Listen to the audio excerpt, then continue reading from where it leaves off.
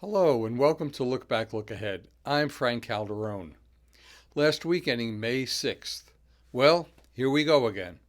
Talk about a volatile week. The S&P index started the week with 3 straight days of gains. Then came Thursday and Friday as all of the major indexes experienced a huge sell-off.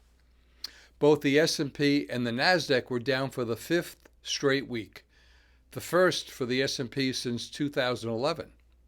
The reasons?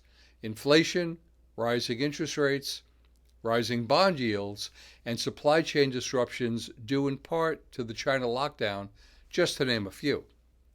On Friday, economic data was released. Non-farm payrolls rose by 428,000, while the unemployment rate held steady at 3.6%.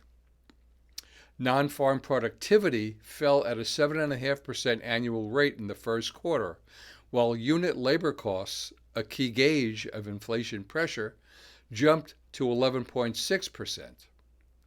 The March job opening and labor turnover survey data showed job openings rising to a record 11.5 million in March, while 4.5 million workers quit. As we're nearing the end of earnings season, of the 87% of the S&P 500 companies that have reported first quarter earnings so far, 79% have beaten earnings expectations.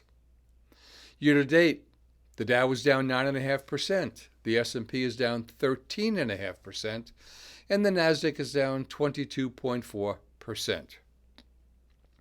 The yield on the 10-year U.S. Treasury bond jumped to 3.13%. Oil closed up at $110.50 a barrel. Gold closed at $1,886 an ounce, with silver closing at $22.34 an ounce. For this week of May 9th, Monday we'll get wholesale inventories. Tuesday, the small business index and real household debt will be reported. Wednesday we'll get the federal budget, the Consumer Price Index, and core CPI, which is the Consumer Price Index excluding food and energy. On Thursday, initial and continuing jobless claims and the Producer Price Index will be reported. And on Friday, the Import Price Index and the University of Michigan Consumer Sentiment Index and 5-year inflation expectations. And as always, we'll keep a watchful eye on these and any other events that may and will shape the markets.